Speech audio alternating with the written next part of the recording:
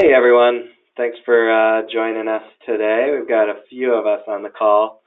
My name is Scott Ponywaz. I'm the community manager. We've got Lori Bradsell on our account management team, as well as Chris Moore, and as well on the account manager team, and Kamal Masvani on the community team. So we'll give people a minute or two to trickle in, so everybody can catch the full webinar.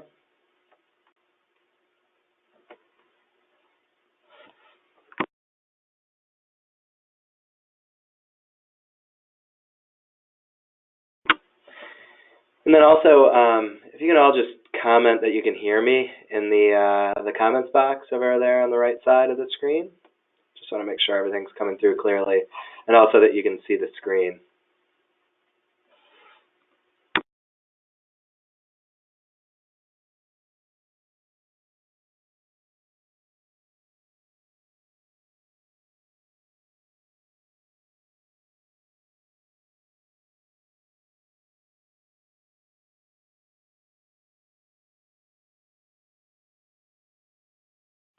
Awesome. Glad people are able to hear and see. So yeah, today we'll be covering an important topic, and it'll also give you some great insights. So we're going to walk through how to vet your candidates, as well as do a live demo where the account managers are going to review resumes with you. So quickly, today's agenda, we'll just walk you through the Lunch and Learn series, and then how to vet your candidates. We'll do some reviews, and then you can also finish up with a live Q&A. So on the right side, some of you have already been able to mention that you can hear and see the screen. So that comment box over on the right, you can also ask questions for us, and then either throughout or at the end, we'll field those questions for you. So I gave you a quick introduction, but again, we've got Lori and Chris over there on the left from our account management team, and then Komal and I over there on the right side. So we'll be walking you through everything. So for some of you, hopefully you've been able to join us on our previous Lunch and Learns. If you've missed those in previous months, you can always go back to our webinar recordings. So when you're logged into the platform, go under the More menu, and you can find those previous Lunch and Learns that we've done on topics like finding the right candidates and interview prep and other things. So these are supposed to help you not only understand how to use Reflik, but also improve your skills as a recruiter. So today, we're going to jump into how to vet your candidates. So with that being said, I will hand it over to the account managers. Hi, thanks everybody. This is Chris. I hope everybody's doing well today. Thanks for taking the time to join us. Today we're going to talk a little bit more about, like Scott mentioned, vetting your candidates, a little bit of a detailed review of how us as account managers review your submittals, and maybe how to be a little bit more successful in getting your candidates through to a qualified submission stage and ultimately getting you a successful placement. Hopefully that spends less time for you reviewing unqualified candidates, knowing what our client's looking for, being more strategic about your time and your resources will hopefully have you make a better experience for you on our platform. And it'll also improve the candidate screening efficiency for you as well.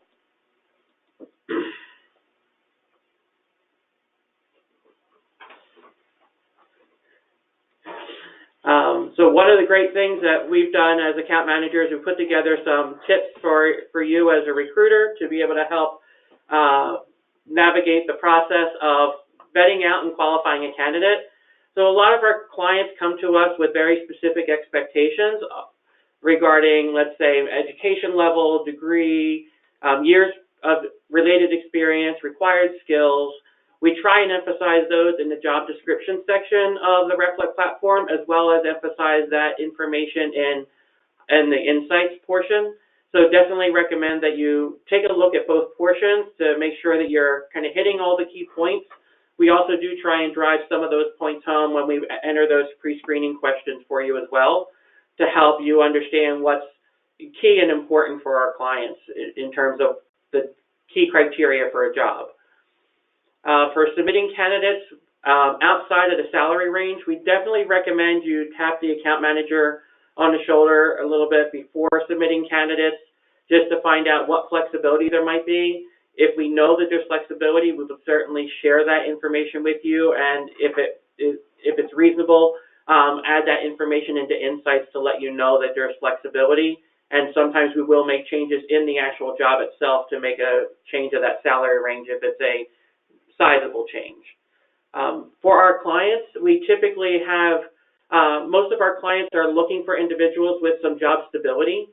So just as a rule of thumb, if you take the most recent 10 years of work experience and you kind of divide it by 2, we should probably have, maybe no more than 5 jobs in the last 10 years. Some clients are going to be even a little bit more stringent than that. If you can, find candidates that maybe have 3 jobs in the last 10 years, they're probably the more ideal candidates. And most of our clients, not all of them, but most of them do prefer candidates that don't have that consulting or contracting background.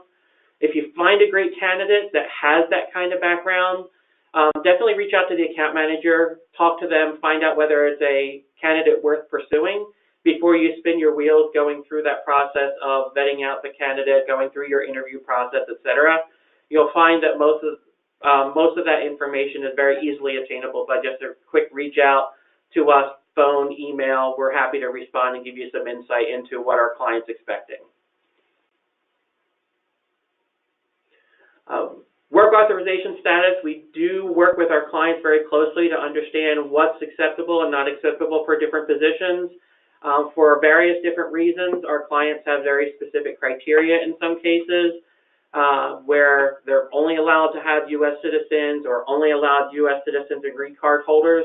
If you see that information in the job details, please reach out to the account manager if you have a question. But it would really be helpful for us and for you in terms of vetting out your candidate to submit the candidates that fit that particular criteria, because that's something that we have vetted out with the client, and there may not necessarily be always defined reasons as to why outlined in the insights as to why there's a particular restriction. But when we do have those restrictions, please vet out your candidate and submit those that are best qualified from a work authorization status.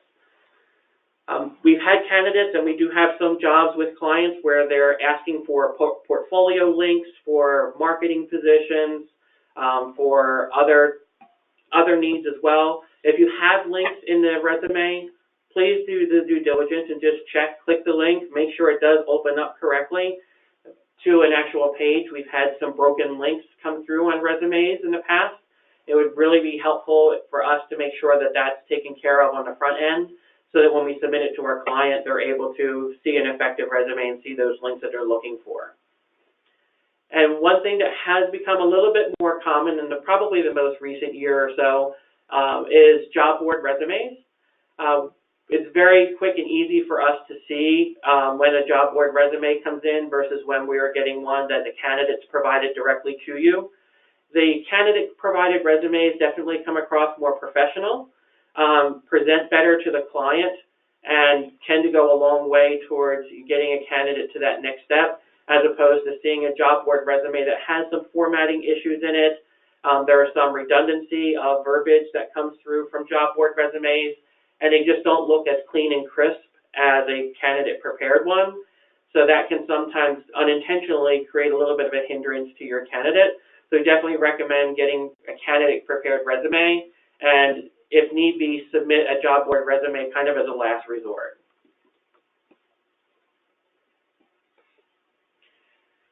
Now what we'd like to do is to just take a quick look at a couple of actual jobs, and I'll give you an example of a job description and where a candidate does meet the criteria, and we'll walk through a little bit of that so that you can see what we saw and what the client saw in terms of a great candidate. And then we'll take a look on the opposite side of a candidate that perhaps didn't go so well, and we'll take a look at why a candidate didn't necessarily meet the client's needs. So with that, we're going to take a look on the platform right now. We have an electronics and firmware engineer, and we're going to look at that actual full job description here. So in addition to the summary that you see on top, what we typically would do is pay attention to those key responsibilities or the key requirements that a client might have. And with this, the things that stand out to me for this particular role, as Como stopped the scroll right at the perfect spot here, is for the PCB layout design, the C and C++, the Bluetooth, the USB, the Modbus, R232, RS485. Those are all pieces of software and hardware that really are required for this particular client. This candidate needs to have that experience with the manufacturing and quality control experience. Need to have experience dealing with engineering change orders, which is the ECOs that are down there a little bit further. So those are the types of things that the client's really looking for in terms of that candidate. And as she scrolls down a little bit more to look at the qualifications, we're looking at those, the bachelor's degree and the 7 years plus of experience. And you can see there's a little bit of redundancy of some of those key skills that are summarized and kind of taken different bullet points and pushed together to really drive home what's important. And one thing that we did emphasize here, which they seem to have a real need for, is the LED experience with some displays. So in addition to those that I mentioned, those are key areas that certainly we were focusing in on. So as we take a look at Sam Smith's resume, I highlighted here where some of the candidate really had knocked it out of the park in terms of all the right experience that they were looking for. So they had some analog design, which was also referenced in the job description. I apologize, the USB, the Bluetooth, the Wi-Fi, the mobile device AC-DC conversions, the C and C++ experience. There was CAD design experience listed in there as well that really stood out, and the PCB build-up.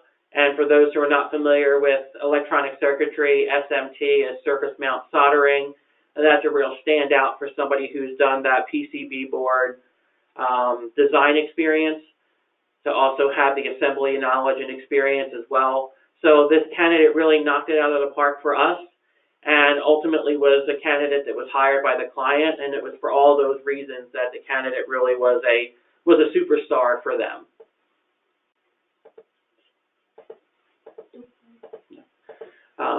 So he does highlight that information further down on the resume with each job, but those were pieces in that summary that really just stood out and were highlighted in his experience that made him a rock star.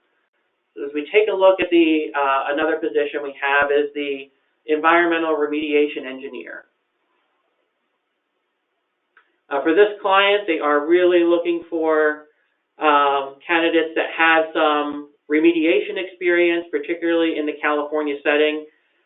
California's got some very unique laws. There's actually an organization called the DTSC, which is right there in the middle of your screen, which is the Department of Toxic Substances Control. It's equivalent to the EPA, but it's specific to California. And a lot of the environmental remediation that takes place in California reports into them, and candidates who are managing projects, who are doing the design, doing that type of work, are going to have intimate connections, intimate working relationships with that DTSC group. Individuals who are more of the senior managers that maybe are kind of bidding the projects and scoping the work and delegating those tasks of project management out to others are probably a little bit more senior, a little bit removed from dealing with the DTSC and the EPA guidelines. As well as in this position, they're looking for a PE, professional engineer certification, which inherently comes with a bachelor's degree and at least 5 years of experience in order to get to a PE level. So they were looking for individuals that have at least taken a test for a PE in California, if not already have that PE certification, and looking for candidates that have about 10 to 15 years of experience in remediation of a variety of different levels. In this case, as we take a look at John Doe's resume,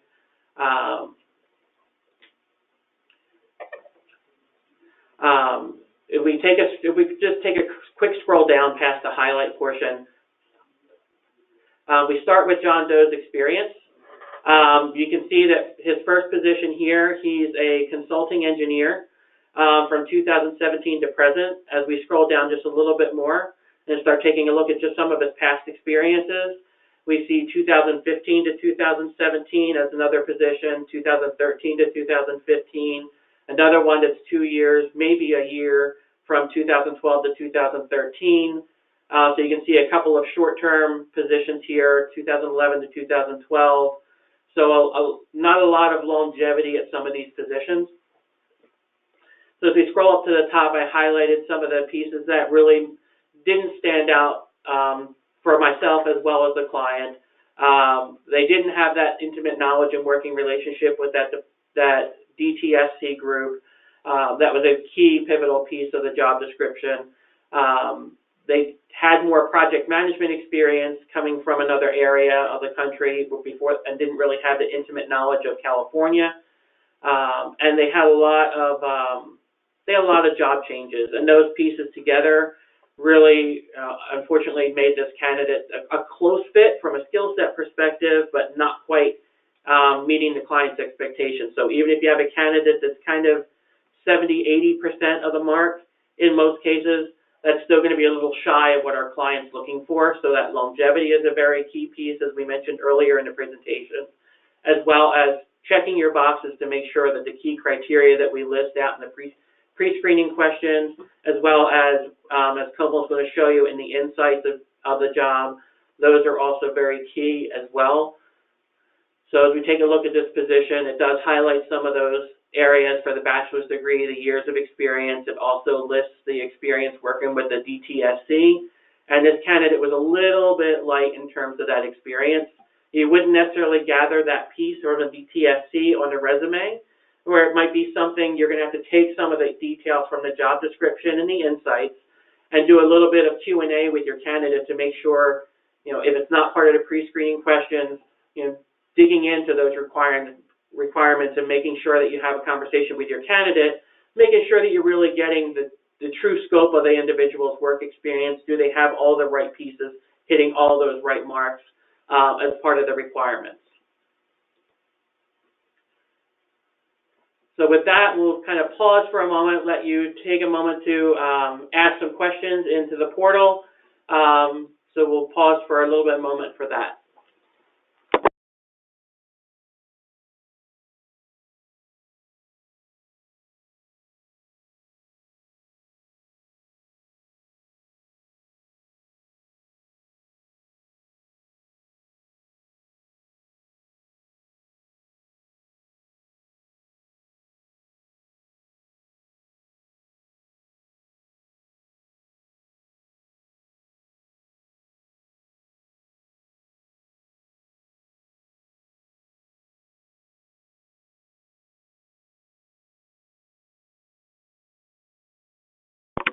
Before we dive back into questions, as we were just pausing, we had a little bit of additional feedback that we thought would be beneficial to share. So as we're going to bring up John Doe's resume just one more time, Lori had some additional feedback that she thought would be valuable to share with you as a recruiter. So as in my recruiting experience, and even on my own resume, I've done some real consultation with people with really great recruiters, and when I'm looking at this guy, particularly John Doe's resume, Komal, if you could scroll down, one of the things I noticed is because he's had so many job changes, chances are this guy's a career contractor and hops from job to job, and that's fine if we were hiring for a consulting role, but that it does kind of show a little bit of instability for this particular employer. One of the things as a recruiter, you do want to be consultative with your candidate about how many jobs they have on their resume. And if there are jobs that are not particularly relevant to the one that we are presenting him towards, and they're taking up many pages of a resume, you can ask your candidate to remove those jobs. Please don't ever do it on their behalf. Have them do the edits on their own. But if they could even condense it to consulting, put one bullet consulting, several consulting jobs over a course of a period of time, will give to an untrained eye or even a trained eye the appearance of less frequent job changes. So just something to be cognizant of when you're reviewing a resume, that you can summarize some of those experiences into one so it doesn't look so shockingly job hoppy. Just my 2 cents. Thank you. So we'll dive in and see if there are any questions that we have here.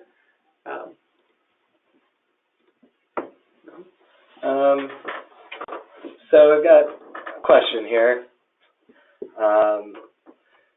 So what's one thing that you would recommend that recruiters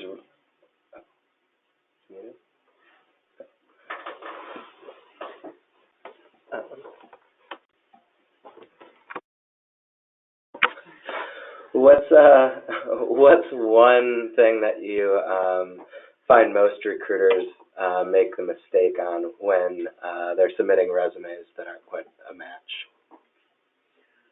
For me, and I think Lori should probably chime in on this as well, but for me, the things that stand out to me the most are really missing the key requirements of education level that the client's looking for, or some of the key requirements that are described in the position. And I think reviewing the resume for formatting and quality. A professionally presented resume is going to come across a lot better to a client as opposed to one that's going to, like we mentioned, coming from a job board. So you as a recruiter, as you're working with your candidate, if you can review, just kind of make sure that you're checking those boxes with your candidate as part of the as you're reviewing the resume with them. And if you don't like the presentation of the resume, if it's not really a professional looking to you, then work with them and be a consultative partner to them to provide some feedback and work with them to get an updated, more professional-looking resume before you send it.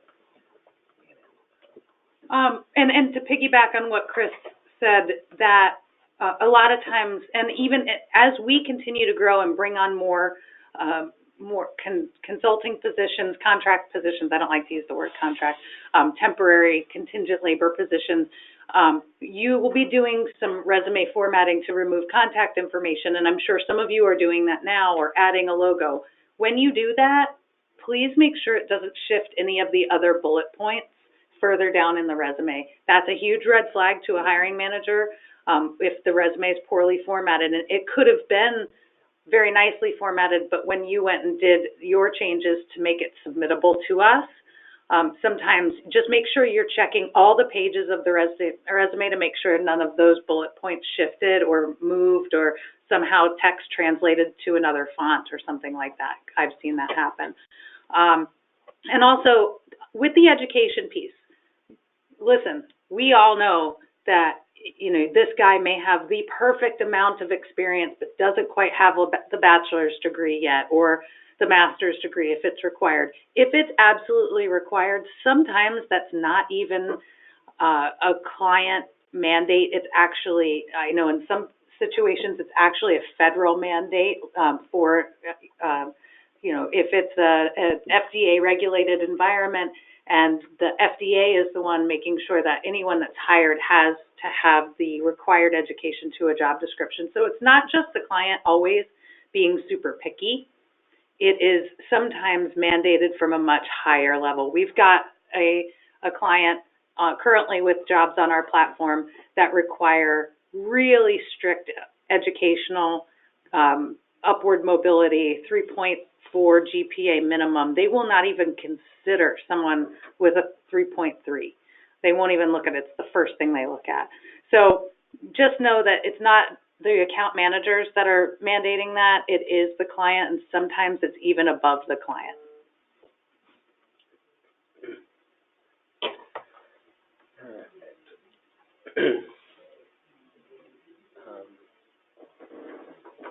So, $1 million question from somebody out here. Where do you find on average the most qualified candidates are being sourced from? Do you guys have any insights into that? Well, we don't necessarily know where the candidates are being sourced from. So I think that we will all pretty much agree that referrals and personal networks will yield better results as far as candidate quality. Chances are, if they're on a job board, there could possibly be a performance issue I'm not saying all people on job boards have performance issues, please don't get me wrong, but I think that when you're looking for the most passive candidates, the ones that may be looking for a job change, maybe LinkedIn is the answer. I'm not 100% sure, because we don't always see where the candidates are coming from. So I can't, with complete confidence, answer that question. But it is a good question. Also, if you want more insight on different sourcing tools that you can use to find qualified candidates, you can refer to our previous Lunch and Learn from last month, where Lori talks about sourcing strategies outside of job boards. And to find that recording, you can click on our More tab and click on View Recordings of Past Webinars, and you will be able to find that information there.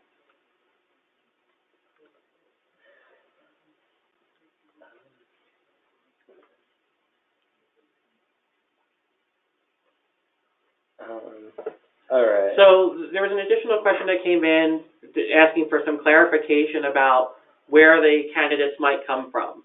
And to expand upon Lori's answer, as we are kind of an intermediary between you and the client, we don't know necessarily where you, John Smith, or you, Sally, are actually finding your candidates and finding those resumes. So we don't necessarily take a poll from our recruiting community to identify your individual resources that you're pulling from. But I wanted to just make sure that we clarified that question, since there was an additional question that came up regarding that. Yes, because we are a platform of independent recruiters, recruiting partners, staffing firms, we have backgrounds in recruiting, but the way the platform is set up, we do not poll where you are finding your candidates. So I hope that answers that question. So we've got another one, kind of a challenging question. Is there such a thing as a perfect candidate? That is a challenging question, and I appreciate it coming from the person who asked it too, because we communicate quite a bit. There sometimes, and we all, as in a recruiting background, know that the candidate is looking for a purple squirrel, right? That's the perfect candidate. A lot of times it can be a replacement for someone who has inherited two different jobs, and now they want to find someone that has those two massively different skill sets. We try to, when we are doing our intakes with our client, try to set the expectations of what we are going to be able to find in the market, and that maybe these two different skill sets don't necessarily go hand in hand. For example, a super technical client-facing person. Not always the best combination to find, because most client-facing people may not have the super technical background, and vice versa. So we do try to communicate that with our clients and set their expectations up front. What I would say the closest thing to a perfect candidate is if they match the top 3 must-haves in the job description. And we do try to get those upon intake. That is part of our intake session, and we put it in a standardized format in our job insights, where we have the must-haves and the nice-to-haves. So to answer that question in summary, I think if the perfect candidate, and I don't think anyone's perfect, but the best candidate out of the group would probably hit at least 3 of the must-haves in the job description, if not all. And another question came in about how important salary plays into the part of the decision of forwarding a candidate or making that an ideal candidate for the client. So I think that it plays an important part, but I think that we, as well as our client, evaluate the candidate as well as the compensation expectation kind of as a package in terms of moving forward with a candidate. If we've got a really great candidate, but they're asking for 20% more than what the client's salary range is, we would absolutely pick up the phone and call the client and say, hey, I've got a really great candidate, but they're asking for X. Now, we may already know from conversation with our client that there is a threshold that we can't go above and beyond, and we'll try and work with you and say, okay, 20% is a little too high. Can we get this person down to 10% above, or whatever that case may be? But we want to be able to present the best package of this candidate, resume, skills, experience, and compensation expectation as a combination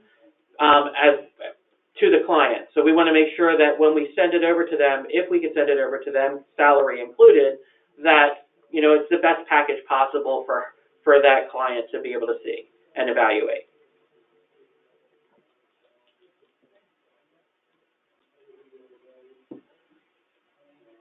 We're just taking a look to see if there's any additional questions that we have here.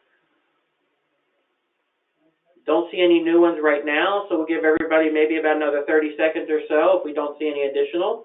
While we're waiting for that, just want to, again, thank everybody so much for your participation. I think it's been really helpful for us to interject and share this information with you, but also answer some of the questions that you've had. Doesn't look like, is that a new question here? Nope. Yeah, there is. And it looks like we have 1 or 2 new questions here, so we'll pause to just read through those really quick. So upon candidate submittal, when should the recruiter expect to hear from the person on whether they received the submission?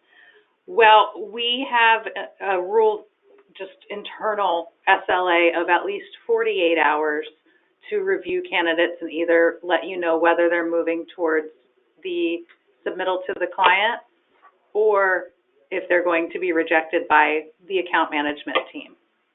When we do our intake calls with a client, do ask them to provide a timeline for getting feedback, and we ask that it's not more than 72 hours because we know that you guys need to communicate with your candidates to keep them warm and interested.